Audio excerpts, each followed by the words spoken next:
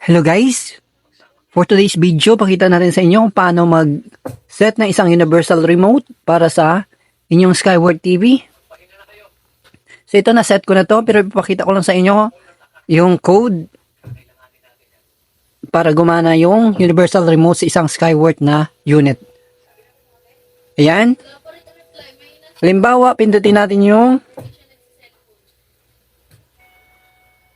set at saka 1. So, nakaset siya sa LG. Set at saka 3.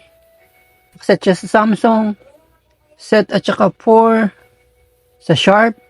Kung isa-set natin siya sa Skyward, yung pipindutin ay set power 0 0 2 3. Ayan po, gumagana na siya sa Skyward na unit. So, tama yung code kasi pati yung menu, ayan, gumagana. Itong scroll ay gumagana din. Yan, pati yung OK, gumagana. Yan po, yung code niya ay 023. At ang remote ay NVTC. Okay, thank you, thank you.